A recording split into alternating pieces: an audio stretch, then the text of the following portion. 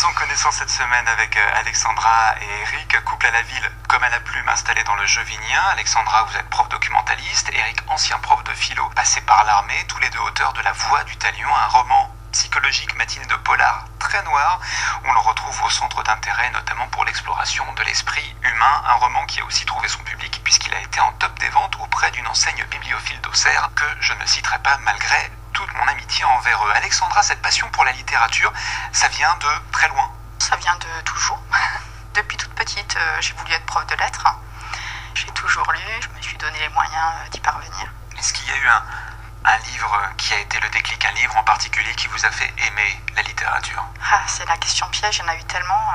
Pour en choisir un comme ça, on en discutait hier justement. Moi, le livre qui m'a le plus marqué, c'est L'étranger de Camus. Et c'est vraiment le livre marquant qui m'a aidé à voir différemment le monde. Le personnage qu'on sent étranger aux autres propose une vision inédite de la vie. Et voilà, moi, ça m'a marqué. Ça a été mon premier texte qui m'a amené à me poser des questions sur l'existence, le monde, etc. C'est pour ça qu'il m'a particulièrement interpellée. Moi, le livre en tant que lecteur qui m'a vraiment autrefois marqué, et qui correspond au thriller d'ailleurs, c'était Le désert des Tartares. Voir ce pauvre Drogo, sa carrière, il passait toute sa vie finalement dans ce fort, à guetter l'invasion hypothétique des Tartares. C'était un choc. C'est un petit bouquin qui se lit vite aussi, mais qui vous laisse une impression intemporelle. Lire pour moi c'est ça aussi, pouvoir être interpellé et diverti aussi quand même. Rêver, chercher, apprendre, n'avoir que l'écriture et pour maître et pour Dieu, tendre à la perfection sans crever les yeux, choquer l'ordre établi pour imposer ses vues, pour fendre. Est-ce que vous écriviez déjà avant de vous rencontrer? Pas du tout. Les essais, mais j'ai été dissuadé quand même de poursuivre dans cette voie parce que l'essai ça s'adresse à la raison, à un certain public, sur un thème bien précis. Je crois que les mots, les livres, je pense à Sartre là d'ailleurs, les mots aussi, ont quand même un pouvoir même bien plus fort que n'importe quelle arme. Ça fait quelques minutes maintenant qu'on a cet entretien et ça fait 2 fois que vous employez le terme arme dès lors qu'il s'agit d'art ou encore de littérature.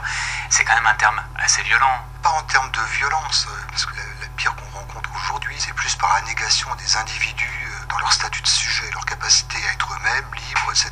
Ça, c'est la vraie violence.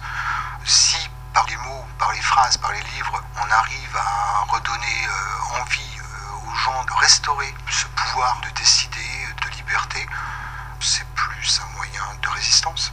Toujours à propos de littérature, Alexandra, vous avez déclaré que vous n'aimeriez pas écrire un texte religieux. Et Eric, et pardonnez cet anglicisme qui vous hérisse les poils des avant-bras, un feel-good book, autrement dit un livre qui rend heureux de la première à la dernière page. Pourquoi l'un comme l'autre cette aversion pour ces styles de littérature? Un texte religieux, parce que malheureusement, quand on regarde le monde d'aujourd'hui, j'avais cité ce texte religieux certainement par rapport à l'intégrisme religieux actuel. C'était une réponse spontanée à un moment précis. Et vous, Eric, qu'est-ce que vous avez contre les feel-good books?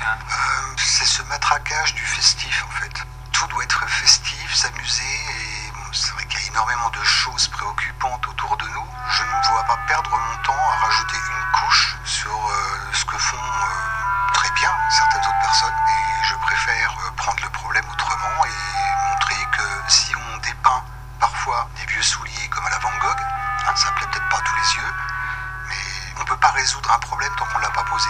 Donc si on ne dépeint pas les choses telles qu'elles sont, même si c'est pas forcément toujours agréable à regarder, il n'y a pas vraiment de moyen de s'en sortir.